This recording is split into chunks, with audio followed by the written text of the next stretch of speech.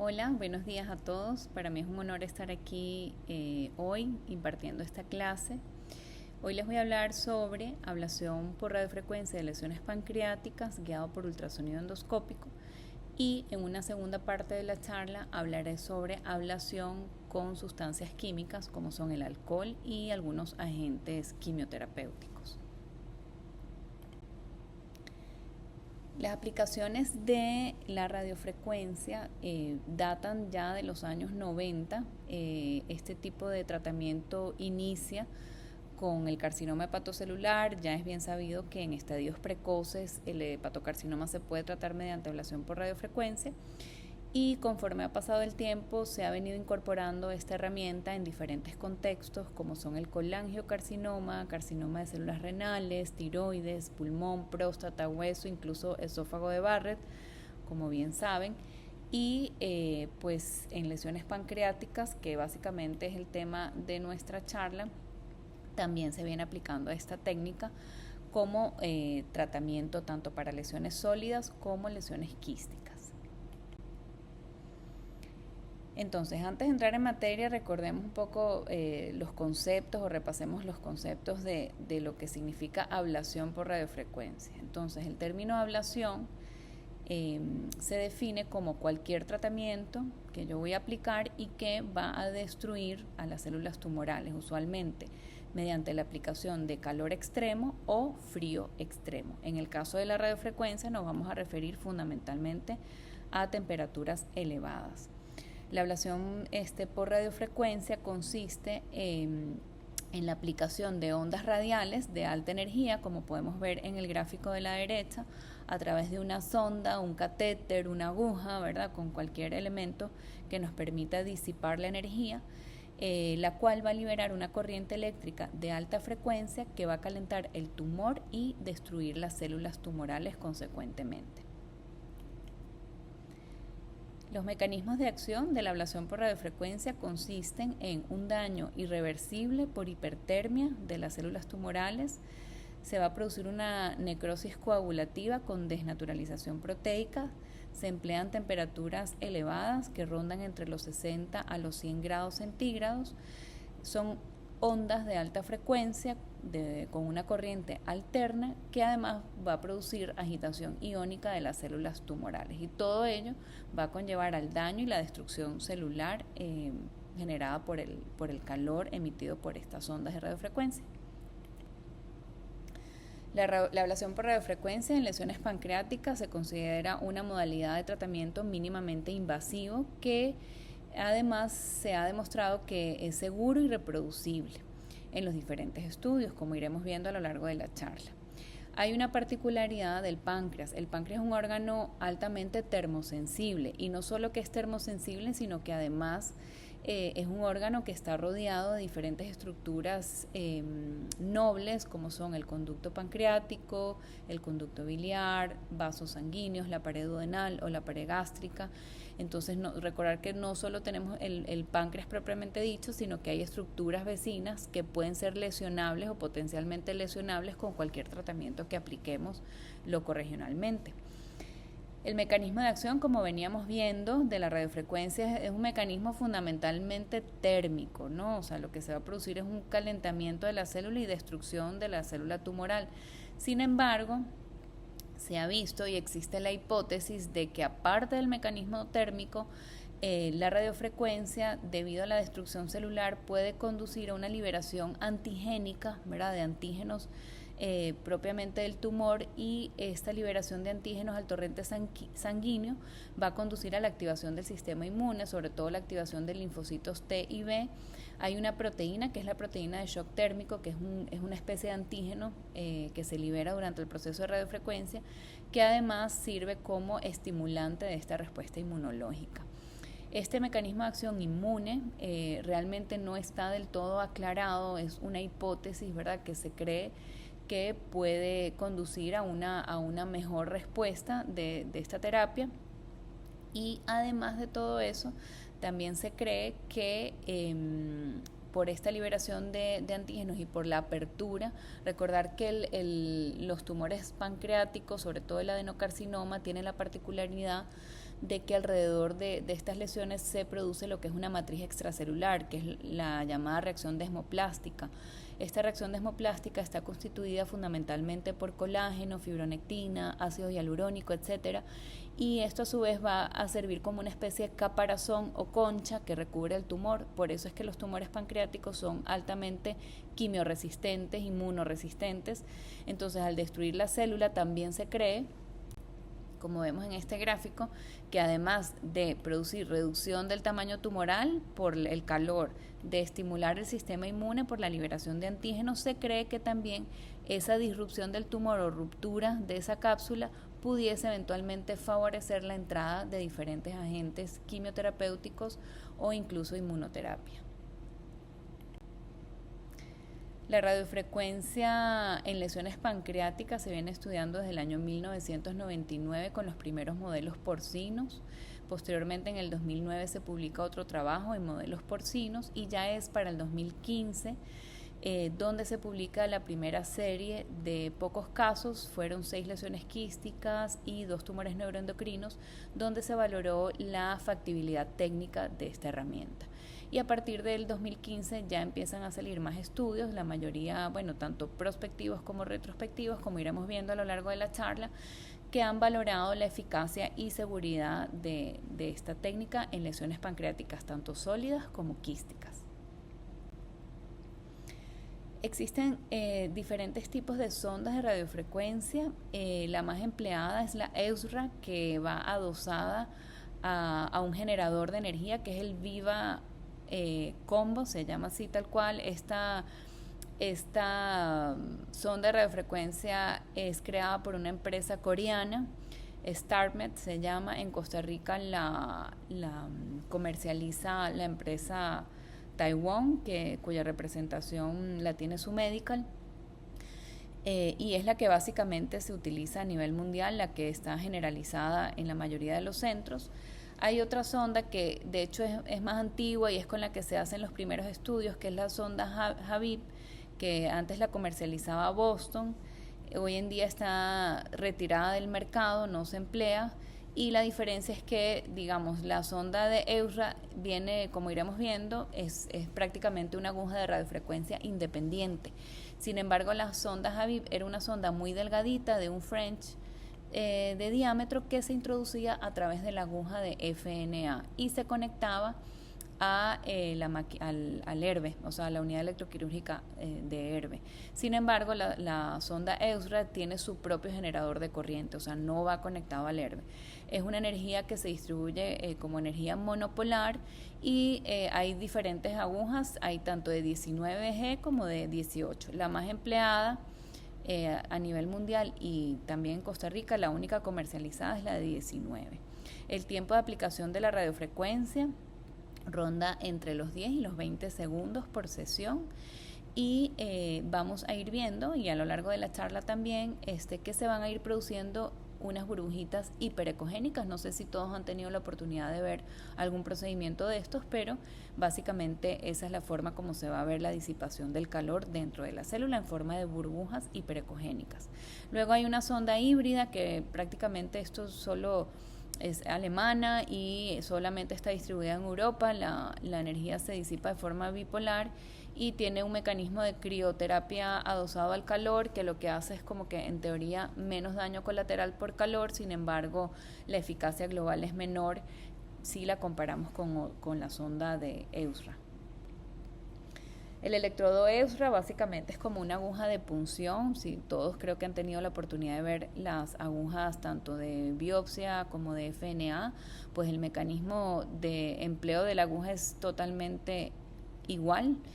Tiene una parte que nos permite controlar la salida de la camisa y la otra parte que nos permite controlar la salida de la aguja. En la aguja vamos a tener 2 zonas, la zona ablativa, ¿verdad? Que generalmente esta zona tiene una longitud de unos 10 milímetros, ¿ok? De longitud. Hay comercializadas diferentes longitudes, pero en nuestro medio utilizamos la de 10 milímetros y luego tiene una zona que es la zona aislante que nos permite evitar que el calor que se genera en la zona efectora nos vaya a dañar el equipo, bien sea la camisa o incluso la punta del endoscopio. Entonces, como una zona que nos permite, como que protege el endoscopio de alguna forma. El sistema EUSRA tiene una bomba que enfría la aguja a través de una solución salina, como vamos a ver ahora en la siguiente diapositiva. Tiene un sistema de refrigeración que hace posible una ablación de mayor volumen sin llegar a carbonizar el tejido. O sea, tiene esa ventaja, que el hecho de que tenga este circuito frío que va enfriando la punta de la aguja conforme además vamos calentando, porque se va generando la corriente,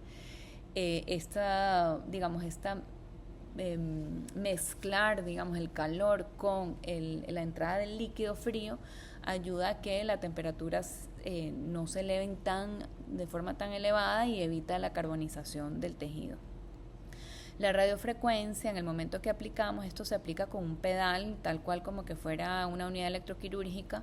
Entonces, en el momento de aplicar la radiofrecuencia, nosotros vamos a ver las burbujas hiperecogénicas y hay dos maneras de parar el procedimiento, bien sea que el médico decida que ya, o sea, ya pasaron los 10, 20 segundos, ya vi las burbujas y lo paro directamente con el pedal, o el mismo sistema tiene como un sistema de protección que es cuando aumenta la impedancia por encima de los 500 ohms, el mismo programa detiene la aplicación de la radiofrecuencia. Entonces aquí les muestro cómo es el circuito, ¿verdad? Tenemos la aguja de radiofrecuencia y ahora vamos a ver un video. Tiene dos ondas, una que es por donde entra la solución fisiológica que debe estar enfriada entre 0 a 5 grados centígrados. Esto a través de una bomba de agua entra a la aguja, genera un circuito de frío que se distribuye hasta la punta de la aguja y luego debemos tener como un recipiente donde sale ese líquido que entró y se recolecta, digamos. Entonces, esto es como el circuito de enfriamiento de la aguja de radiofrecuencia, que es la única aguja que tiene este sistema. ¿Y con qué fin se realiza esto? Bueno, lo que se ha visto es que comparando la aplicación de radiofrecuencia sin un sistema de enfriamiento, vean que lo que se produce es carbonización del tejido. Entonces, claro, uno dice, bueno, pero yo creo que es mejor que sea solo calor porque va a generar más daño, pero todo lo contrario, o sea, como que se chamusca, ¿verdad? Se chamusca internamente y llega un punto como que ya ese calor no se disipa más, porque ya el tejido como que se muere y queda como necrosado. Y el radio de ablación es mucho menor que si lo comparamos, estos son modelos porcinos, con la aplicación de la radiofrecuencia con un sistema de enfriamiento. Vean que se van a producir 3 radios. El primer radio, que es el radio de necrosis, ¿verdad? Que es el que está internamente. Luego vamos a tener una segunda circunferencia, que es donde se produce algo de fibrosis del tejido y cierto grado de necrosis, pero menor. Y luego tenemos el tercer radio, que es el tejido sano, ¿verdad? Donde no llega la potencia de la radiofrecuencia. Pero vean que el radio de radiofrecuencia es superior en comparación, o sea, cuando utilizamos el sistema de enfriamiento que si no lo empleamos. Eso es un poco lo que habíamos hablado, la punta activa que generalmente mide 10 milímetros, como podemos ver, incluso, bueno, hay comercializados otras longitudes, pero la más empleada es esta, el sistema aislante y la vaina de la aguja o camisa. El radio de ablación generalmente es alrededor de unos 30 milímetros, eso es como el promedio de lo que vamos a ablacionar con cada shot que apliquemos. Sin embargo, el radio de ablación depende de muchos factores, de factores relacionados con el tumor, bien sea por el tamaño del tumor, el grado de fibrosis que haya, el órgano que estemos ablacionando, si se trata de una lesión sólida, si es un neuroendocrino que es más fibroso, si es un quiste, etc. Entonces, hay factores dependientes del tumor y factores técnicos que dependen del operador, del tipo de aguja, de la longitud. También va a depender de la energía que nosotros apliquemos, del tiempo de duración. Todo eso va a influir en el radio, en la cantidad de tejido ablacionado.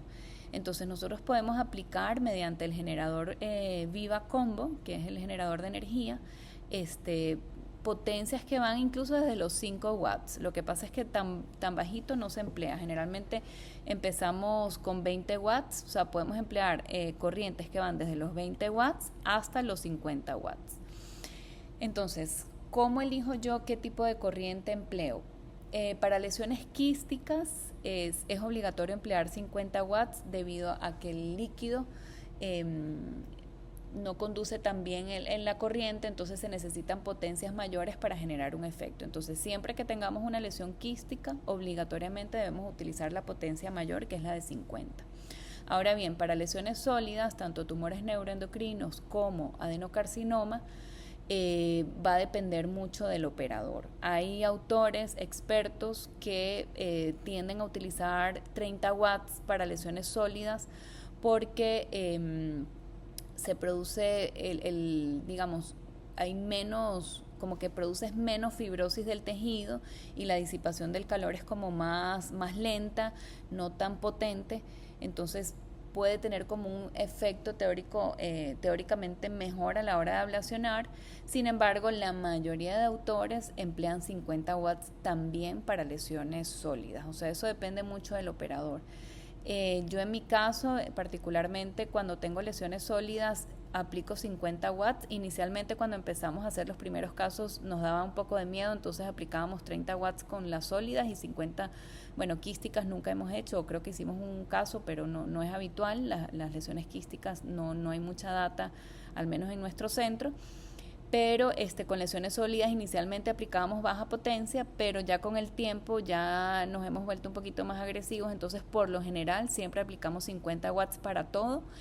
Y en particular yo, si es una lesión pequeña, que no tengo demasiado tejido que ablacionar y de pronto tengo el ducto pancreático muy cercano, entonces en esos casos sí trato de ablacionar con menores potencias por riesgo de lesionar alguna estructura vecina, ¿no? Pero, como les decía, por lo general aplicamos 50 watts.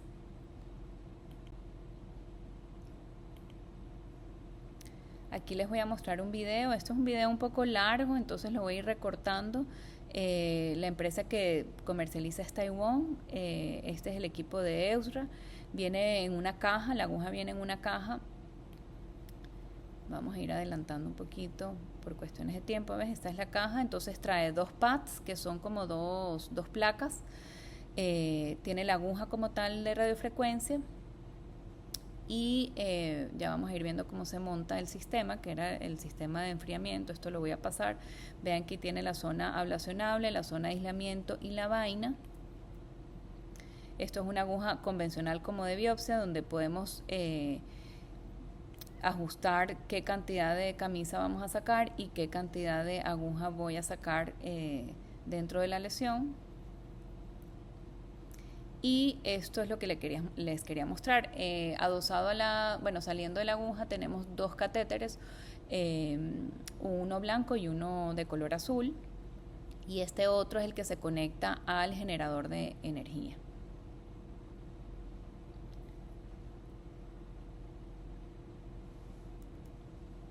Aquí tenemos, bueno, esto es todo el sistema, ¿verdad? Una bomba de agua, el sistema que viene en la caja y esto es el Viva Combo, que es el generador de energía. Bueno, aquí habla un poco, hay que encenderlo, conectarlo, por supuesto. Al paciente se le ponen 2 placas, una en cada muslo. Esas placas se conectan al equipo, como van a ver a continuación. Ok, aquí conectamos las placas y aquí conectamos la aguja. Recuerden que tenía 3 salidas la aguja, entonces una va directamente a la máquina. Esta es la bomba de agua, que es la que nos permite conectar el sistema de agua fría para que llegue a la aguja. Voy a ir pasando esto para no retrasar. Aquí vemos los 2 catéteres, uno que es el blanco, que es el que va a ir al recipiente, y el azul es el que se va a conectar al agua fría. Y bueno, ya esto es más cómo funciona la máquina, hay que encenderla y nosotros podemos ir regulando el voltaje en esta ruedita. Aquí nos va marcando el voltaje y la impedancia también va a aumentar. Entonces nosotros también podemos ver cómo va subiendo la impedancia conforme voy haciendo el procedimiento. Hay que encender obviamente la bomba de agua y ya aquí, bueno, ya es un poco, aquí hay un video bastante gráfico. de cómo se accede a la lesión, ¿verdad? Aquí tenemos por visión endosonográfica, localizamos la lesión, se hace la punción tal cual como que fuera una biopsia de una lesión pancreática, y una vez dentro de la lesión se empieza a aplicar la radiofrecuencia con el pedal. Ahí marcamos cuál voltaje queremos, hay que encender la máquina, por supuesto. Y se van a ir viendo cómo aparecen, aquí salen estas burbujitas y que se van a traducir en burbujas hiperecogénicas que se ven claramente eh, por vía endosonográfica. Y ahí se va ablacionando todo el tejido. Es importante tener en cuenta, sobre todo para lesiones sólidas, para adenocarcinoma, nuestro objetivo no es llegar a ablacionar absolutamente todo el tejido. O sea, hay que tratar de ablacionar el mayor radio que podamos. Sin embargo, recuerden que como además tenemos el mecanismo inmune, digamos que tan solo el hecho de romper la célula y estimular el sistema inmune y ayudar a que penetre la quimioterapia, ya eso es ganancia. Eh, Tratar por completo la lesión muchas veces es difícil porque hay interposición de estructuras y digamos no podemos acceder completamente, pero sí podemos generar, bueno, aparte del daño térmico, todo lo que conlleva a la respuesta inmunológica.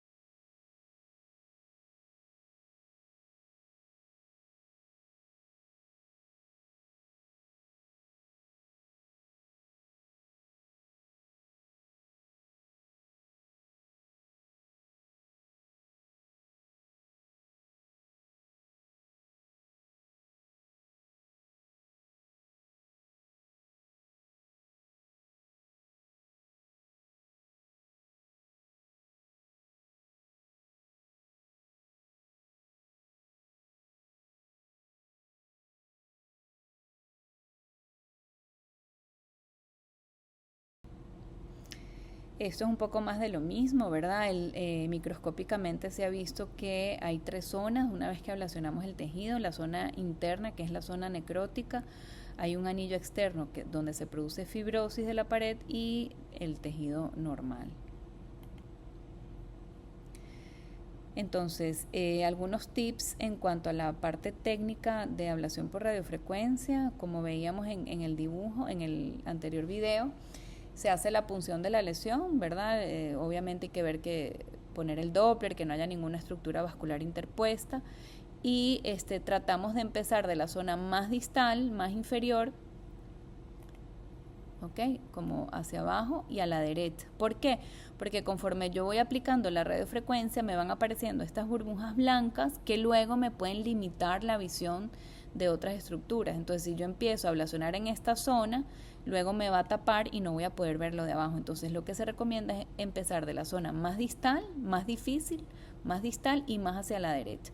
Y conforme voy haciendo el procedimiento, puedo ir aplicando lo que es el fanning technique, o sea, la técnica de fanning, tal cual como que hiciera una biopsia, solo que pues en cada punto que aplico voy a ir aplicando diferentes puntos de radiofrecuencia. Ya lo iremos viendo en otro dibujo. Entonces, algunos tips: detener la radiofrecuencia con el pedal una vez que aparezcan las burbujas hiperecogénicas o que aumente la impedancia del equipo. Generalmente uno aplica por lo menos unos 10 segundos, a ver que estés 10 segundos con las burbujas hiperecogénicas, y de todas formas, como les había hablado inicialmente, el equipo tiene un sistema de seguridad que si la impedancia aumenta mucho, inmediatamente se va a detener. Como les decía, iniciar de la zona más distal y más difícil. Hay que tener un margen de seguridad. Hay unos autores que hablan de 2 milímetros, otros de 5, pero bueno, idealmente tiene que haber un margen de seguridad que va entre 2 y 5 milímetros con estructuras sensibles como son el conducto pancreático, el conducto biliar, estructuras vasculares y la pared duodenal. Ojo con la pared duodenal, que si ablacionamos muy cerca de la pared podemos producir una necrosis del tejido. Incluso se han reportado casos de estenosis duodenal tardía por la fibrosis que se genera. El procedimiento se puede repetir hasta tratar toda la lesión o la mayoría de la lesión que queremos, mediante la técnica del moving shot o ablación múltiple, que básicamente es esto. O sea, vamos a ir aplicando la técnica, es decir, de distal a proximal. Entonces hacemos por ejemplo, una punción, llego al sitio, ablaciono en este punto, retiro la aguja, ablaciono, retiro la aguja, ablaciono. Ya la saco por completo, hago la técnica de fanning, me meto en otro plano, igualmente de distal, ablaciono, retiro, ablaciono, retiro, ablaciono. Entonces, con cada ablación que voy haciendo, voy viendo esas burbujitas hiperecogénicas con la imagen endosonográfica, ¿no? Y esto es lo que llamamos la técnica del moving shot. Esto es un caso que hicimos aquí en el Calderón. Esto es desde la estación de bulbo duodenal, vemos a la vena porta. Esto era un adenocarcinoma de páncreas, una paciente que no era fit para cirugía.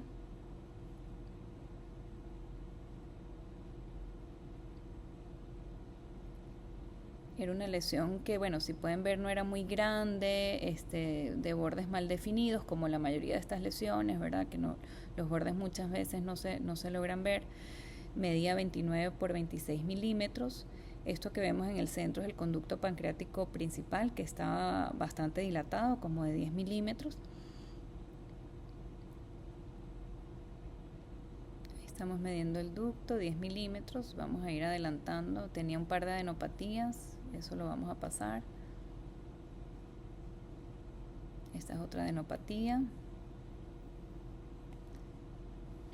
Vean que esta lesión, pues técnicamente era un poco retadora porque había demasiado ducto, ¿verdad? Era una lesión de bordes mal definidos, entonces era como tratar de buscar la mejor ventana para poder ablacionar. Entonces se hizo una primera punción en esta zona. Vean que no podemos atravesar el ducto, entonces solo se ablacionó esta zona de más arriba. Ahí se van a ver las burbujitas hiperecogénicas.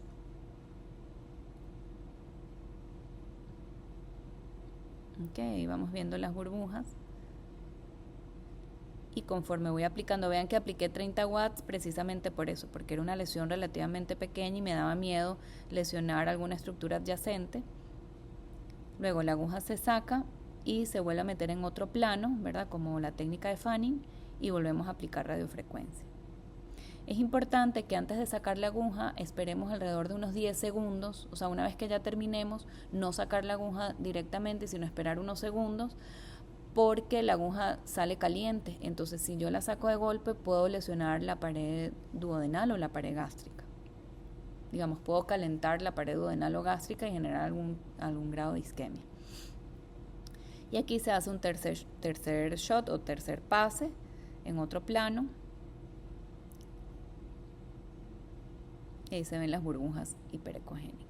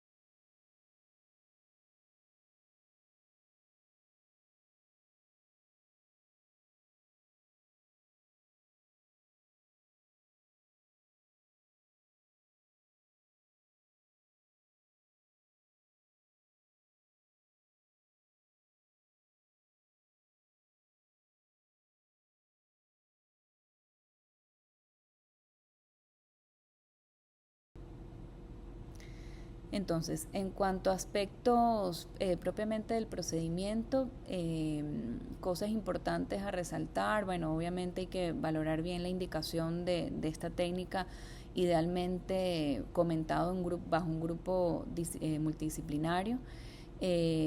Obviamente, como siempre, que el INR esté por encima de 1.5, perdón, por debajo de 1.5, plaquetas por encima de 50.000, paciente en ayunas, consentimiento firmado, bueno, lo típico de cualquier endoscopía terapéutica. Y lo que quiero resaltar es que siempre debemos utilizar antibioterapia profiláctica preprocedimiento y postprocedimiento con ciprofloxacino, esto bajo recomendación de expertos. Generalmente utilizamos una cefalosporina de tercera generación, preprocedimiento, y ciprofloxacino post. Se recomienda el uso de AINES vía transrectal, tal cual como hacemos con la CPRE, para disminuir el riesgo de pancreatitis. Igual, esto no es basado en estudios de alta calidad, es basado en recomendación de expertos.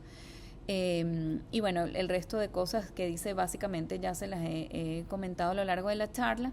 Importante, en lesiones pequeñitas, menores de 1 centímetro, ay, se me pasó la lámina y no me puedo retroceder, pero bueno, lo que decía es que en lesiones pequeñas a veces no nos da margen de hacer el fanning technique, entonces solamente ablacionamos un punto determinado, eso ya nos va a dar un radio suficiente, entonces para lesiones pequeñas es muy fácil ablacionar, o sea, con un punto que ablacionemos sería suficiente. En cuanto a la seguridad de esta técnica, realmente es una técnica bastante segura. La tasa de efectos adversos es variable dependiendo de los estudios. En este metaanálisis se vio que la tasa de efectos adversos era del 6.7%, la mayoría leves.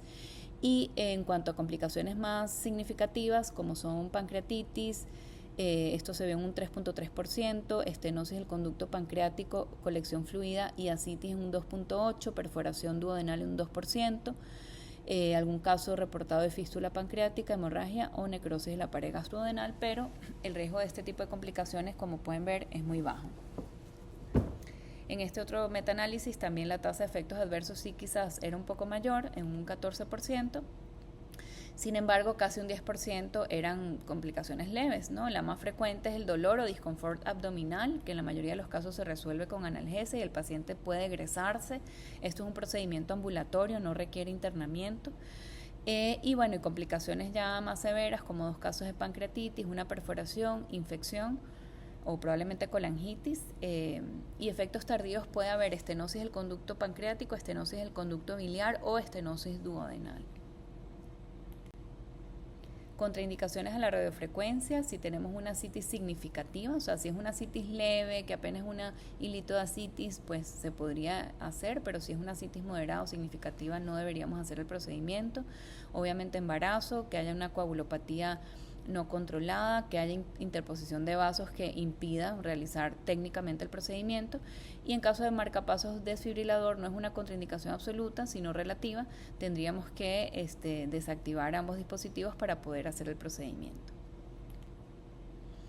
En cuanto a la aplicabilidad clínica de esta herramienta, iremos desglosando la charla como en estos 3 grupos de lesiones: en adenocarcinoma irresecable, la aplicación que tiene en tumores neuroendocrinos y en lesiones quísticas de páncreas. En cuanto a la evidencia que hay en neoplasia de páncreas irresecable, recordar que el cáncer de páncreas es la 3ª causa de muerte por cáncer en Estados Unidos y la 7ª causa en incidencia y mortalidad a nivel mundial. La cirugía es el único tratamiento que potencialmente puede ser curativo. Sin embargo, al diagnóstico solamente entre un 15 a un 20% de los pacientes son resecables en el momento del diagnóstico. Incluso con cirugía la supervivencia puede llegar a ser hasta de 24 meses.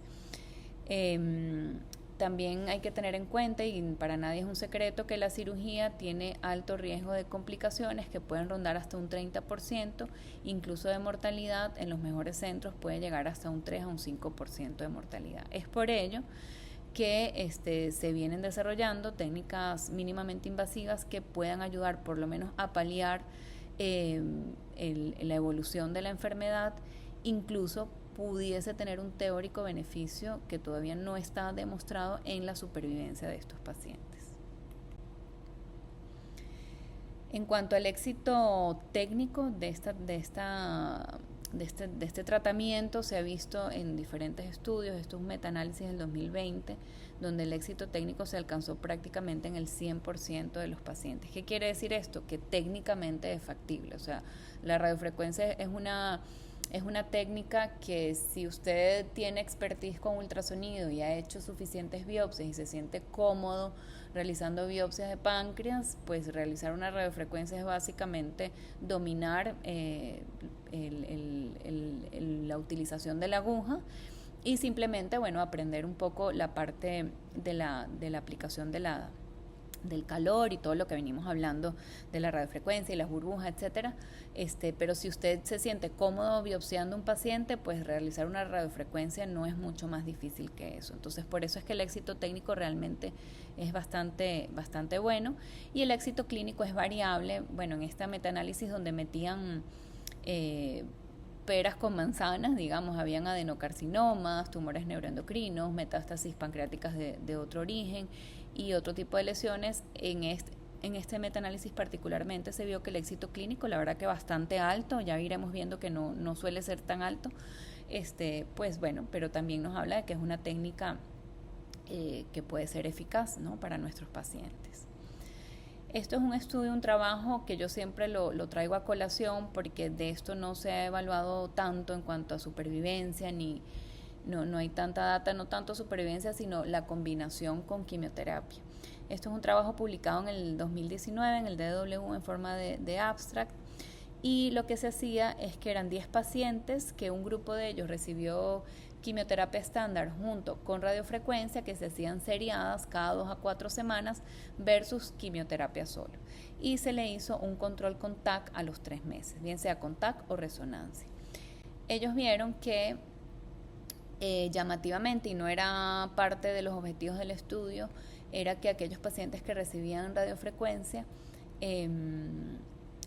mejoraron del dolor y de las dosis de morfina. O sea, se logró reducir la dosis de morfina en un 50%, y 3 de 10 pacientes que inicialmente se pensaba hacer neurolisis del plexo celíaco fueron excluidos para este tratamiento. Entonces sí parece que tiene un beneficio en cuanto al dolor.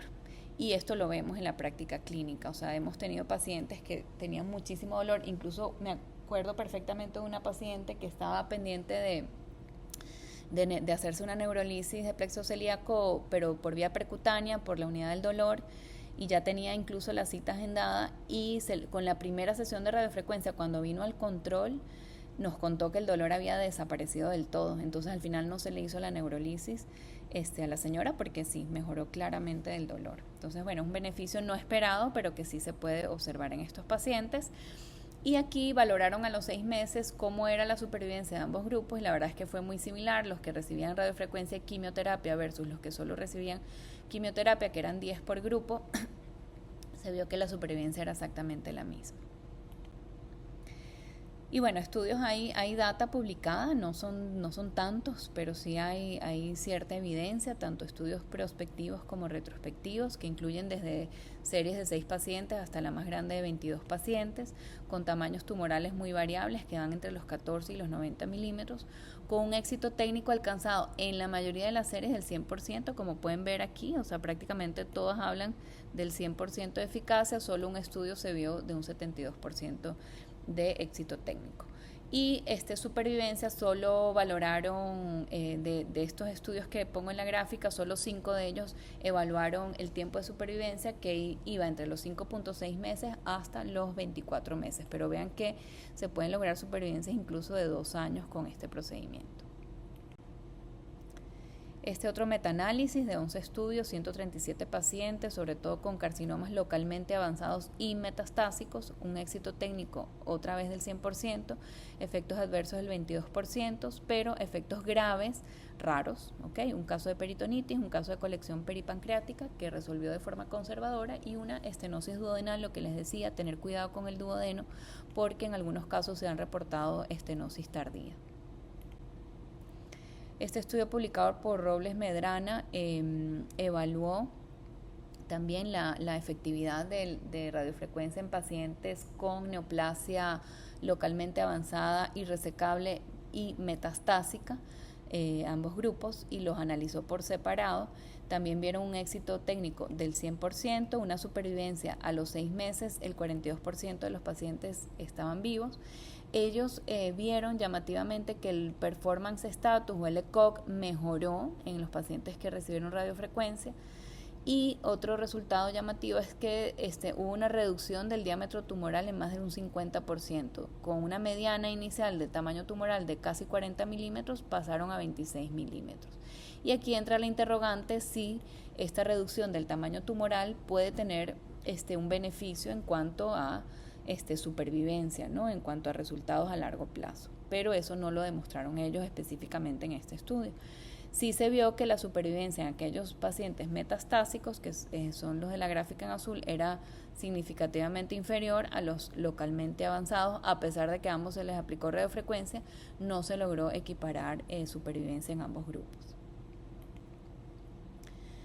Entonces, ¿cómo protocolizamos esta terapia en pacientes con adenocarcinoma? Realmente no hay ningún estudio que haya establecido los tiempos o cómo debemos hacer esta terapia. O sea, realmente todo es muy experimental y se basa muchísimo en la opinión de expertos. Donde hay más experiencia en cuanto a esta técnica es en Corea, ¿verdad? Que es la cuna de la radiofrecuencia en lesiones pancreáticas. Y pues básicamente nosotros en el Calderón Guardia nos adaptamos un poco o tropicalizamos un poco lo que es el protocolo que se hace en la mayoría de centros coreanos, y básicamente consiste en, obviamente el paciente debe ser presentado en sesión multidisciplinaria, donde ya se determine, bueno, que es un paciente que no es candidato a cirugía, bien sea porque es localmente avanzado, metastásico, incluso puede ser una lesión resecable, pero el paciente no es fit para cirugía. Entonces a este paciente se le programa una primera sesión de radiofrecuencia. Idealmente se habla con oncología para que inicien quimioterapia, idealmente concomitante a la radiofrecuencia, por el efecto teórico beneficioso de que la radiofrecuencia puede permitir que la quimioterapia entre más fácilmente. Entonces se hace una primera sesión de radiofrecuencia, se agenda directamente al paciente cada 2 a 4 semanas, y aproximadamente a los 3 meses se vuelve a sesionar con un nuevo TAC, se valoran las imágenes del TAC, si aún queda tejido ablacionable según tomografía, que muchas veces es muy difícil valorarlo, ¿verdad? Porque a veces son zonas necróticas o reacción desmoplástica, entonces realmente a veces es un dolor de cabeza poder determinar si todavía queda tejido viable, pero en todo caso, si hubiese tejido potencialmente tratable, se vuelve a citar para nueva sesión de radiofrecuencia, y luego ya iremos individualizando también mucho dependiendo de la respuesta endoscópica, ¿no? Hemos tenido pacientes que han recibido 3, 4 sesiones de radiofrecuencia y ya lo último realmente, o sea, no es como que uno trata todo el tumor, porque el tumor, o sea, las células tumorales van a seguir estando y siempre va a haber cierto tumor residual, pero sí se ha logrado ver que hay tanta reducción tumoral que prácticamente a veces ya no queda tejido que ablacionar, y ya en ese momento entonces uno decide parar las sesiones de radiofrecuencia y continuar con quimioterapia estándar durante el seguimiento. Entonces en esta lámina lo que quiero es como concluir, ¿verdad? Después de toda esta información, ahora cómo la digiero, a ver a qué pacientes les voy a hacer radiofrecuencia que tengan cáncer de páncreas. Entonces, aquellos pacientes con cáncer de páncreas que no se pueden operar, ese es el primer grupo, ¿verdad? Que bien sea porque son localmente avanzados. Localmente avanzados son aquellos, sobre todo, que tienen infiltración vascular arterial, o que eran borderline pero no logramos hacer el downstaging, o que técnicamente la infiltración venosa sea muy significativa y que no nos permita hacer downstaging para llevarlo a cirugía. Esto obviamente se discute en una sesión multidisciplinaria cuando ya se considera que no va a ser quirúrgico porque es irresecable, o por supuesto si es un tumor metastásico de entrada es irresecable. En este grupo de pacientes que van a recibir quimioterapia con fines paliativos, este es el paciente ideal que a nosotros nos comentan para valorar esta opción de radiofrecuencia. También se puede aplicar en aquellos pacientes que aunque sean quirúrgicos, ¿verdad?, desde el punto de vista del estadiaje tumoral, no son candidatos a cirugía porque no son fit para cirugía, ¿no? O sea, son pacientes añosos con comorbilidades que no pueden operarse.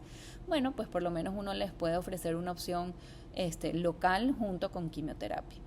Obviamente el paciente tiene que tener una expectativa de vida razonable, ¿verdad? No le voy a aplicar esta terapia a alguien que está en una condición muy mala, con una mortalidad cuya supervivencia sea menor a los 3 meses, estimada, obviamente son estimaciones, y ideal, los que mejor responden son lesiones que no son ni muy grandes ni muy pequeñas, entre 30 a 35 milímetros. En cuanto a tumores neuroendocrinos de páncreas, la aplicación de radiofrecuencia, bueno, recordar que los tumores neuroendocrinos son tumores relativamente raros, que muchos de ellos producen hormonas, representan del 2 al 3% de las neoplasias primarias de páncreas sólidas.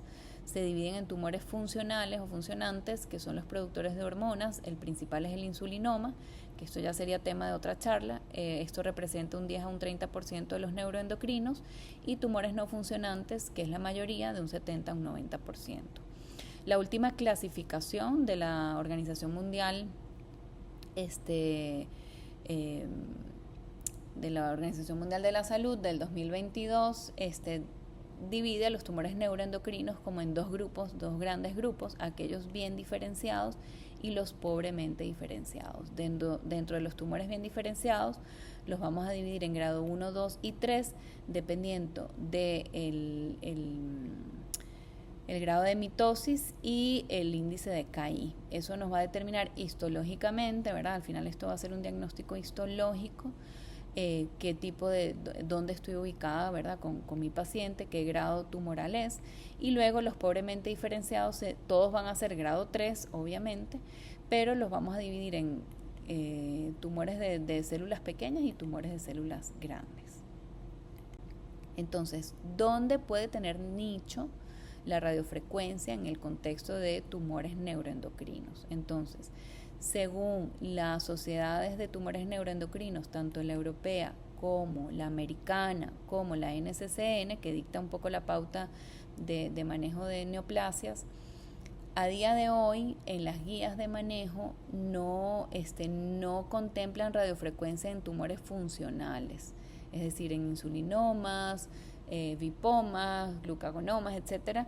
Funcionales, la indicación es quirúrgica, por lo menos en las guías de manejo ellos indican tratamiento quirúrgico.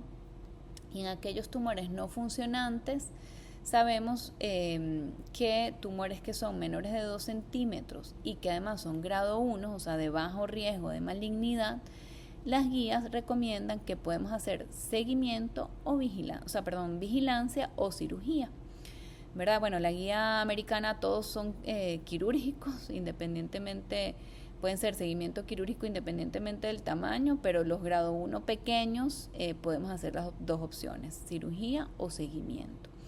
Entonces, en aquellos pacientes, o sea, donde se cree que puede ser el nicho de la radiofrecuencia en neuroendocrinos, es en aquellos pacientes que en lugar de hacer seguimiento, o sea, como no lo voy a operar porque, bueno, la cirugía tiene una alta tasa de morbimortalidad, opto por seguimiento, pero quizás en este que voy a seguir, en lugar de seguirlo, le hago el tratamiento con radiofrecuencia. Y eso es lo que se está más o menos normando, ¿verdad? Según la experiencia que se viene generando de esta técnica. Sin embargo, como les digo, no está dentro del abordaje de las guías, de ninguna guía clínica. Y luego en la parte de tumores funcionantes, en principio todos son quirúrgicos, pero en lesiones de bajo grado, es decir, grado 1, que por ejemplo insulinomas, que son pequeños y que tienen síntomas, podría optar por una radiofrecuencia, que va a haber una mejoría clínica, prácticamente el 100% mejoran, y evito una cirugía. Entonces aquí está entrando también un nicho de tratamiento en este grupo de pacientes. Esto es un metaanálisis de 2 estudios que incluyó únicamente tumores neuroendocrinos. El 30% eran funcionantes, insulinomas, un tamaño medio de 16 milímetros, una efectividad global bastante buena, y sobre todo lo que quiero recalcar en esta gráfica es que la respuesta, ellos hicieron un análisis según curvas ROC y vieron que un diámetro menor de 18 milímetros, o sea, para lesiones pequeñas, por supuesto la respuesta iba a ser superior. Entonces ellos establecen un punto de corte de 18 milímetros para valorar respuesta al tratamiento, que bueno, es un poco acorde a lo que está establecido, porque la mayoría van a ser lesiones menores de 2 centímetros. Igual en este estudio se incluyeron tumores tan pequeñitos como de 9 milímetros hasta casi 30 milímetros. La eficacia fue prácticamente en todos los estudios por encima de un 70-80%, pero en la mayoría de ellos en un 100%, con una baja tasa de efectos adversos y ningún efecto adverso grave. Hay múltiples series, tanto prospectivas como retrospectivas, que han evaluado esta técnica en el contexto de tumores neuroendocrinos, tanto funcionantes como no funcionantes. Y se ha visto que la eficacia quizás no siempre es el 100%, va entre un 67, un 100% en las diferentes series. Vean que aquí cuando hablamos de los watts, vean que la mayoría de los centros utilizan potencias de 50 watts como veníamos hablando, ¿no? Entonces inicialmente se empleaban potencias menores, pero hoy en día casi todos los centros están empleando potencias más elevadas. Hay una particularidad que es que los insulinomas, la respuesta es espectacular. O sea, desde el punto de vista clínico, los pacientes tienen una mejoría súper precoz. O sea, entre 1 y 48 horas ya hay mejoría de la hipoglicemia y el resto de parámetros de péptido C y niveles de insulina. La mejoría es totalmente espectacular, entonces sí se puede valorar la eficacia clínica por parámetros tanto clínicos como laboratorio y no solo por imagen, a diferencia de los no funcionantes, que la única forma de valorar respuestas es a través de la realización de algún estudio contrastado.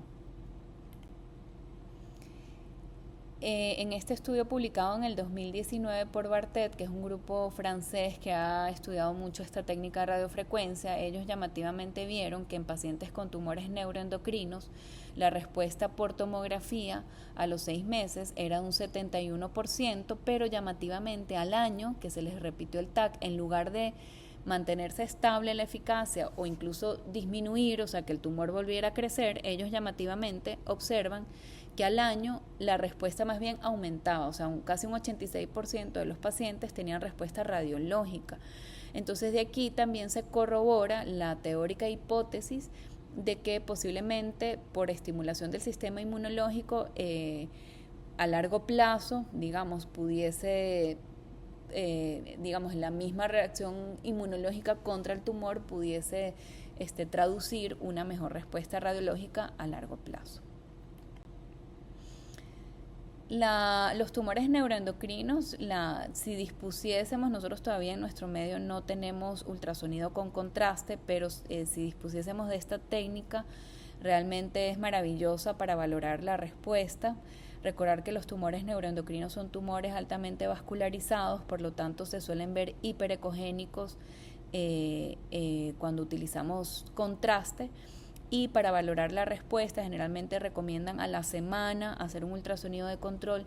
Si vemos que el tejido es totalmente negro, es decir, que no capta contraste, quiere decir que hay una adecuada respuesta. Y si de pronto vemos alguna zona un poco hiperecogénica dentro del tumor, sabemos que ahí podemos aplicar una nueva terapia con ablación. Entonces, realmente es una técnica que el momento que la tengamos, pues es sumamente útil para valorar respuesta en neuroendocrinos. Para neoplasias de páncreas no es tan útil debido a que los tumores de páncreas, al ser poco vascularizados, por lo que hablamos de la matriz extracelular, no captan medio de contraste, entonces es muy difícil valorar respuesta si empleamos el medio. En este otro estudio compararon ablación por radiofrecuencia versus cirugía, ¿verdad? Que es el estándar de oro, la cirugía, recordar que es el estándar oro para el tratamiento de los insulinomas, y vieron pues que la radiofrecuencia, como un poco lógico, ¿verdad? Va a tener menos tasa de efectos secundarios que la cirugía. La eficacia clínica bastante similar, o sea, la mejoría de hipoglicemia es muy similar en ambos grupos.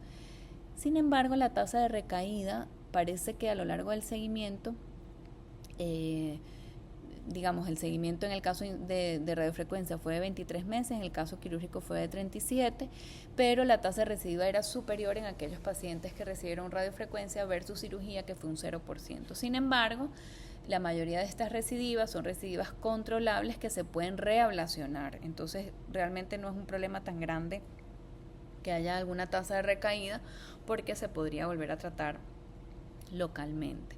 Y la estancia hospitalaria realmente es significativamente inferior en el grupo ablacionado que en el grupo quirúrgico. Esto es una propuesta de abordaje de tumores neuroendocrinos no funcionantes, indicado en aquellos pacientes con tumores menores de 20 milímetros, que no tengan metástasis a distancia, y que tenga un índice KI menos del 5%, o sea, que sean tumores grado 1, de bajo grado, Tumores de bajo grado, pequeños, se les puede aplicar radiofrecuencia, y tumores que aunque sean pequeños, sean de un grado 2 o grado 3, si el paciente es fit para cirugía, lo ideal es hacer tratamiento quirúrgico, pero si es un paciente añoso con múltiples comorbilidades, se podría valorar realizar radiofrecuencia. Entonces, ya para terminar con el grupo de neuroendocrinos, ¿en qué contexto de pacientes con neoplasias neuroendocrinas de páncreas puedo aplicar esta técnica?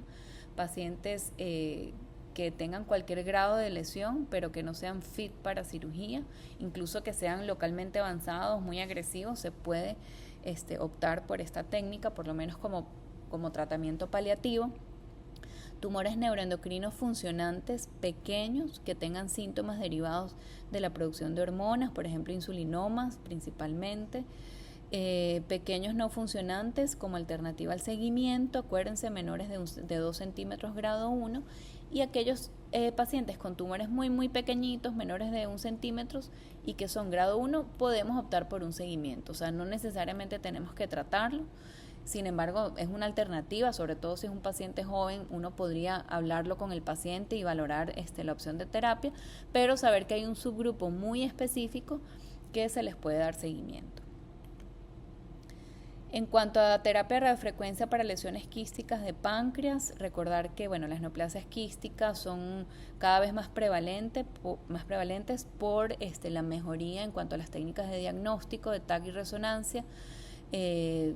Las series hablan de que hasta un 13.5% de pacientes asintomáticos pueden tener lesiones quísticas y esto aumenta con la edad. Las neoplasias con mayor riesgo de malignización son los quistes mucinosos y la neoplasia mucinosa papilar intraductal. Esto seguramente lo van a ver en alguna clase. Yo no voy a detallar tanto este tema por cuestiones de tiempo. Saber que hay un subgrupo de pacientes con IPMN, que son tumores papilares intraductales de rama secundaria, que si estos pacientes tienen estigmas de alto riesgo, son pacientes que directamente van a cirugía. O sea, a este grupo de pacientes no se le puede aplicar terapia con radiofrecuencia. Aquí, en esta tabla vemos los diferentes tipos de lesiones quísticas de páncreas. Fundamentalmente me voy a centrar en tumores mucinosos y IPMN. Tenemos los IPMN de rama secundaria y de rama principal. Tener en cuenta que la radiofrecuencia está contraindicada y quiero que este concepto quede muy claro. En IPMN de rama primaria, esos pacientes son quirúrgicos por definición. Y aunque no lo fuera, porque el paciente no está apto para cirugía, etcétera, no se puede aplicar radiofrecuencia en una lesión que compromete el conducto pancreático, porque precisamente si yo ablaciono, ahí se me pasó, si ablaciono el quiste que está dentro del conducto pancreático, voy a lesionar el ducto. Entonces la tasa de complicaciones es altísima y no se debe aplicar esta técnica en IPMN de rama principal, únicamente en IPMN de rama secundaria. En cuanto a la eficacia de radiofrecuencia en lesiones quísticas, hay menos data, menos estudios publicados. Nosotros no hemos hecho, creo que hicimos un caso, ahora no recuerdo, pero realmente es muy poco lo que hacemos con estos pacientes.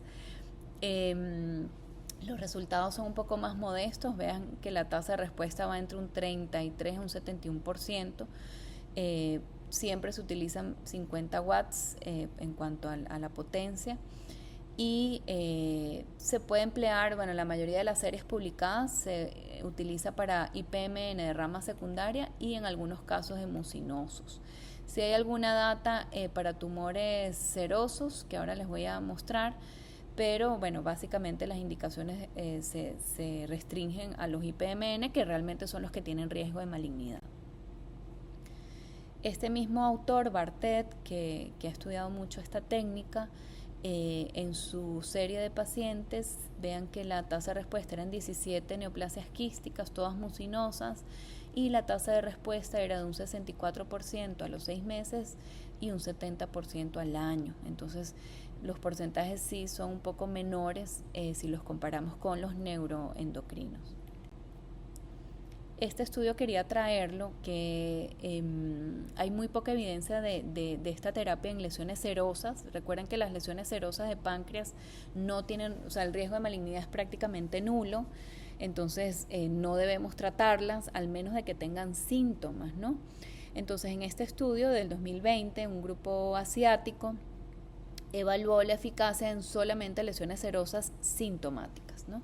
Entonces eran pacientes que tenían dolor abdominal o tenían dilatación del ducto con pancreatitis a repetición, o sea que en principio iban a ser pacientes quirúrgicos, ¿no? Pero entonces ellos valoraron la posibilidad de hacer radiofrecuencia a este tipo de pacientes y ellos observaron que la respuesta completa no se logró en ninguno, un 61% tuvo respuesta parcial y un 38% enfermedad estable. Entonces aquí lo que quiero recalcar es que la eficacia en quistes no es tan buena como en tumores neuroendocrinos. Y aquí podemos ver un video de este artículo. Vean que aquí tenemos el típico quiste en panal de abejas, microquístico. Aquí, bueno, está como muy panalizado, entonces realmente aspirar el contenido es muy difícil, pero lo que se recomienda antes de aplicar la radiofrecuencia es aspirar prácticamente por completo el líquido, dejar solamente un colchoncito de líquido dentro de la cavidad y empezar la radiofrecuencia. Aquí, como era muy microquístico, muy, casi parecía una lesión sólida, entonces se aplicó directamente, no se aspiró porque es imposible aspirar el contenido.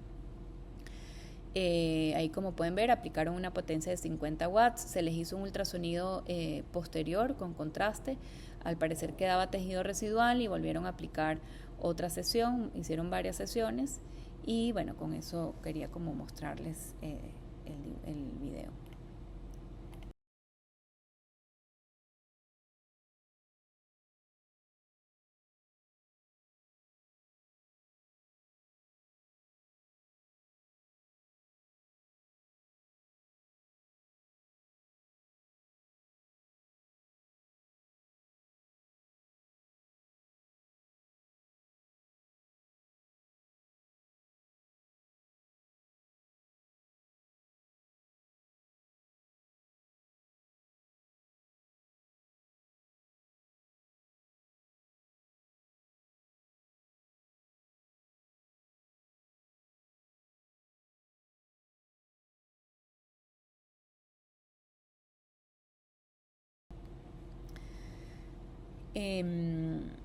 Importante, bueno, esto aplica para todo, ¿no? Tanto para lesiones quísticas como sólidas, no debemos parar el seguimiento, o sea, aunque el paciente tenga una respuesta completa, recordar que estos pacientes pueden hacer lesiones metacrónicas o incluso en el sitio de ablación a largo plazo. Se ha visto que hasta un 4, un 8.8% a 3 a 5 años se mantiene el riesgo de neoplasia, entonces estos pacientes deben continuar con un seguimiento posterior. Entonces, ya para ir terminando con radiofrecuencia, con la charla de radiofrecuencia, ¿en qué contexto de lesiones quísticas puede haber cabida de esta técnica? Entonces, aquellos pacientes que tienen riesgo de malignidad, lo que llamamos características preocupantes, que las podemos ver en esta tablita, según el último consenso de Fukuoka publicado el año pasado. Esto aplica para IPMN, ¿verdad? Estas características, entonces si tiene algunas de estas características y el paciente no es apto a cirugía, podría aplicar radiofrecuencia. Nunca aplicar en las de ducto principal, y en cistadenomas serosos que son sintomáticos se podría valorar como una alternativa a la cirugía siempre que lo discutamos bajo un equipo multidisciplinario. Recordar que perdón, se me fue la lámina y aquí, bueno, es que el programa no me deja retroceder, pero bueno, lo que les quería decir es que si hay estigmas de alto riesgo, como ictericia obstructiva o un conducto pancreático más de 10 milímetros o un nódulo mural más de 5 milímetros, que son estigmas de alto riesgo, este paciente debe ser quirúrgico por definición y no se le debería aplicar radiofrecuencia. Aquí lo que les quería mostrar era la tesis de María Fernanda, que fue un trabajo que hicimos, yo fui su tutora de tesis, que ustedes lo vieron el día que se publicó y bueno, lastimosamente no voy a poder mostrárselos porque no me deja ir hacia atrás, pero bueno, les muestro esta lámina que en total eran 35 pacientes, la mayoría, unos 16, 17 eran neoplasias irresecables y el resto eran neuroendocrinos. La respuesta de neuroendocrino fue solamente un paciente de los funcionantes no respondió, el resto sí, y de los no funcionantes la respuesta parcial fue como de un 80% aproximadamente. Pero bueno, como es la lámina que tengo ahora enfrente, lo que les quería comentar es que en aquellos pacientes con adenocarcinoma irresecable, la mediana de supervivencia fue de un 18%, de 18 meses, perdón. Entonces, vean que, bueno, vivieron más de un año. El 66% de los pacientes con adenocarcinoma estaban vivos a los 10 meses, el 26% incluso a los 2 años de seguimiento. Entonces aquí uno se genera la interrogante de que esta técnica pudiese impactar en la supervivencia. Para los tumores no funcionantes, neuroendocrinos no funcionantes, el 100% estaban vivos a los 25 meses, el 80% a los 35 meses y los insulinomas, el 100% están vivos hasta la fecha. Entonces, para concluir, la radiofrecuencia es una técnica que ha generado mucho interés en los últimos años. Es una técnica mínimamente invasiva que combina la visualización en tiempo real con localización precisa del tejido que es objeto de tratamiento. Es importantísimo seleccionar adecuadamente a los pacientes, idealmente bajo el criterio de un equipo multidisciplinario. La evidencia actual va dirigida sobre todo a valorar eficacia, seguridad y factibilidad. Es importante que se diseñen estudios de alta calidad, aleatorizados, prospectivos, doble ciego, etcétera, para valorar cuál es el impacto real que tiene en la supervivencia de los pacientes. Aún no está introducido en las guías clínicas de ningún manejo, ¿verdad? O sea, todavía no sabemos bien dónde posicionar la técnica, pero cada vez se va viendo y uno va sacando sus propias conclusiones de cuál puede ser el nicho de esta herramienta. Se requiere de más estudios, por supuesto, como veníamos hablando, y deberíamos nosotros crear nuestros propios protocolos institucionales de estos pacientes, ¿no? Como vimos con el de adenocarcinoma, pues idealmente deberíamos protocolizar en todos los contextos. Y ya para ir cerrando la segunda parte de la clase, vamos a hablar brevemente sobre etanolización de lesiones pancreáticas. Solo para empezar, nosotros en el Calderón no hemos hecho ningún caso, o por lo menos a mi conocimiento, no sé si el doctor Villalobos, creo que algún caso habrá hecho en el pasado, pero realmente en los últimos años no, es una técnica que no está tan difundida. Creo que no se aprecia mucho, porque ya iremos viendo el por qué. Pero bueno, es importante conocerla, saber que existe dentro del arsenal terapéutico y saber qué aplicaciones puede tener.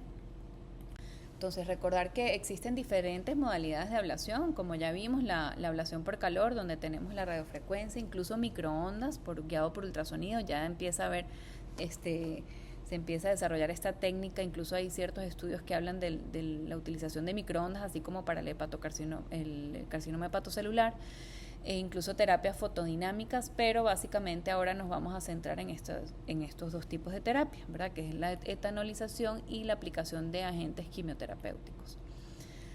Lo mismo, las lesiones quísticas de páncreas, ya sabemos, tenemos la neoplasia mucinosa papilar intraductal, la neoplasia mucinosa quística, el cistadenoma seroso y la neoplasia pseudopapilar. Es un hallazgo incidental cada vez más frecuente, con una prevalencia que cada vez va en aumento por la mejora en las técnicas de imagen. ¿Y cuál es el racional? O sea, ¿por qué razón uno piensa que estas lesiones se pueden ablacionar? No solo con alcoholización, también esto aplicaría para radiofrecuencia. Entonces, sabemos que el seguimiento es una alternativa cuando no son quirúrgicas. ¿Qué hacemos? Seguimos al paciente. O sea, cuando el paciente no es quirúrgico, lo que se hace es un seguimiento que va a depender mucho del tamaño de las lesiones y de cada paciente, ¿verdad? El seguimiento generalmente se hace con ultrasonido y resonancia. Cuando hay estigmas de alto riesgo o características preocupantes, en principio el tratamiento es quirúrgico en la mayoría de los casos, y en la mayoría de los casos hay que hacer una pancreatoduodenectomía, ¿verdad? Porque la mayoría de estas lesiones se van a localizar en cabeza de páncreas. Entonces sabemos que esto es una cirugía con una alta morbi-mortalidad, y es por este motivo que se han desarrollado técnicas mínimamente invasivas que permitan paliar a estos pacientes que no pueden ser quirúrgicos, o que en lugar de seguirlos se les puede aplicar un tratamiento. En cuanto a la eficacia, los primeros estudios de etanolización se rondan del año 2005. Esto es un primer estudio piloto prospectivo de 23 pacientes, donde la eficacia fue muy modesta, o sea, del 35%. Luego en el 2009 aparece otro estudio prospectivo también de 25 pacientes, donde igual la eficacia no es muy buena, de un 33%. Y este estudio fue como que el que hizo caer abajo esta técnica, donde la eficacia curiosamente fue de un 9% y un riesgo de pancreatitis del 4%. Entonces, pero en general vean que la eficacia no es tan buena. Y a expensas de un riesgo de pancreatitis no despreciable, ¿verdad? En la mayoría de las series es un 4%, 3% de pancreatitis, 10% de pancreatitis. Entonces esto lo hace ser un tratamiento que no parece muy óptimo y que además tiene una alta tasa de efectos secundarios. Por eso es que al principio hubo como mucho ímpetu con esta técnica, pero conforme pasaron los años como que se fue abandonando, ¿no? Precisamente por estas razones. Entonces a partir de ahí empieza a generarse la duda de que, bueno, si yo puedo instilar alcohol como una sustancia corrosiva que puede tratar una lesión quística, ¿por qué no instilo directamente la quimioterapia? Entonces se han publicado varias series prospectivas de etanolización en conjunto con diferentes sustancias quimioterapéuticas, y esto el resultado que se ha visto es que la eficacia aumentó de casi un 30% a un 50 o 79%. Entonces parece que más que la etanolización, parece que la instilación directa de quimioterapia es una buena alternativa. Efectos adversos de la etanolización, como vimos, pueden ser hasta un 10%, pero efectos adversos graves, ¿no? O sea, no como radiofrecuencia, que las pancreatitis sí eran infrecuentes. En estos casos sí, hasta un 10% de riesgo de pancreatitis, que es alto. Incluso peritonitis, trombosis venosa, y esto es producido por el efecto inflamatorio y tóxico que tiene el alcohol en el tejido pancreático y en los vasos sanguíneos. Es por ello que sale la idea de, en este estudio, por ejemplo, de 39 pacientes, comparar, hacer etanolización junto con quimioterapia versus quimioterapia con solución salina, o sea, hacer el lavado con solución salina en lugar de alcohol. Y llamativamente, ¿qué vieron ellos? Que en ambos grupos, tanto el grupo de alcohol como solución salina, la eficacia fue prácticamente la misma. Entonces ahí entra la interrogante de que realmente quizás la que tiene mayor efecto es la quimio y no tanto el alcohol. Y luego la tasa de efectos secundarios, vean que era significativamente superior en el grupo de alcohol y 0% en el grupo de quimioterapia. En cuanto a la parte técnica, yo sinceramente les soy honesta, tuve que estudiarme la técnica porque como nunca lo he hecho, pues no sabía muy bien cómo se realizaba. Parece ser muy sencillo, ¿verdad? Como cualquier punción de quiste. Generalmente se utilizan agujas de 19, aunque algunos autores hablan de que si son lesiones grandes usar de 19 y si son lesiones pequeñas usar agujas de 22. Pero bueno, eso es un poco a gusto del consumidor. Lo que se hace es aspirar el líquido, se aspira totalmente, se deja un pequeño colchoncito de líquido apenas como para localizarlo. Entonces, una vez que aspiramos el líquido, tenemos que medir cuánto líquido aspiramos, porque esa es la misma cantidad de alcohol que vamos a instilar dentro de la lesión. Entonces, si yo aspiro 5 mililitros, hago una preparación de etanol al 80-100%, que la voy a irrigar dentro del quiste. Una vez que lo lleno de ese líquido con alcohol, vuelvo a aspirar el alcohol otra vez, que es lo que llamamos lavado.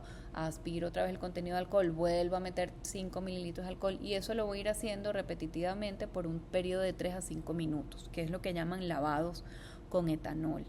Al final del procedimiento, lo que se hace es aspirar absolutamente todo el contenido y dejar la cavidad colapsada. En el caso de que utilicemos lo que llaman la técnica de alcohol free, es decir, que no utilizo alcohol sino solución salina, y al final introduzco el agente quimioterapéutico, pues eso, o sea, aspiro totalmente y al final, digamos, la solución salina, porque no estoy usando alcohol, al final meto el quimioterapéutico y sí lo dejo residual ahí adentro, la misma cantidad que había aspirado inicialmente, para que genere un efecto a posteriori. Entonces, ¿en qué contexto de pacientes puedo aplicar este tipo de terapia de etanolización en lesiones quísticas pancreáticas? Pacientes que tengan una buena expectativa de vida, hay que hablar con el paciente, ¿verdad?, de las opciones de tratamiento que hay, que el paciente tenga preferencia por este tipo de terapia, que quizás puede ser un paciente quirúrgico, pero que no es fit para cirugía, igual que como pasa para radiofrecuencia, y esto es lo que quiero que grabemos. Realmente se utiliza, y esto sí está normado en guías de práctica clínica, para lesiones mucinosas de páncreas. Que idealmente tengan menos de 6 lóculos. Lóculos son como quistecitos dentro del quiste principal que se van produciendo por los tabiques. Entonces, si está muy septado, la eficacia va a ser menor porque es muy difícil que penetren todos los lóculos. Entonces, sí se determinó que máximo pueden haber 6 lóculos con un diámetro que no puede sobrepasar los 6 centímetros y bueno, un quiste que haya crecido previamente. Contraindicaciones absolutas: si hay alto riesgo de malignidad o ya hay datos de cáncer, pues por supuesto no, este paciente debe manejarse de otra forma. Si hay nódulo mural, generalmente no debería aplicarse esta terapia. Se podría incluso aplicar radiofrecuencia. Cuando hay nódulos murales sí se puede aplicar, generalmente nódulos menores de 5 milímetros. Si son lesiones de muy bajo riesgo de malignidad, o sea, una lesión serosa, un pseudoquiste, no lo vamos a etanolizar. Si hay dilatación del wirsum o alguna estrechez, es mejor no aplicar esta técnica por el riesgo de complicaciones. Y por supuesto, pacientes embarazadas con coagulopatía irreversible, si tienen una pancreatitis aguda o una necrosis pancreática, pues por supuesto no vamos a aplicar esta terapia. Y bueno, esto es básicamente lo mismo. El approach sería, lo que recomienda esta revisión de expertos, es hacer entre 2 a 3 sesiones a intervalos de cada 3 meses, muy parecido a lo que hacemos lo único que los intervalos sí son mayores, cada 3 meses, y la radiofrecuencia se puede hacer cada mes. Hay que hacer un seguimiento cada 6 meses con TAC o resonancia durante el primer año y luego cada mes. Y la respuesta, sí hay criterios para valorar respuesta, a diferencia de la radiofrecuencia, que no hay criterios.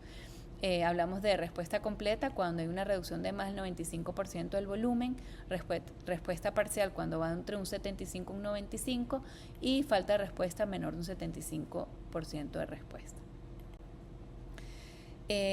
Incluso hay un documento de posicionamiento publicado en el 2019 precisamente de etanolización. Entonces, un poco lo mismo, ¿verdad? Lesiones de más de 2 centímetros, que no sobrepasen los 6 centímetros, que no sobrepasen los 6 lóculos, como veníamos hablando. A los pacientes hay que darle antibioterapia profiláctica con fluoroquinolonas por 3 a 5 días, tal cual como cuando punzamos los quistes. Y podemos utilizar realmente cualquier tipo de terapia, bien sea etanolización sola o etanolización seguido de infusión de algún quimioterapéutico, o lo que es la técnica alcohol free, que únicamente utilizamos alguna sustancia quimioterapéutica junto con solución salina.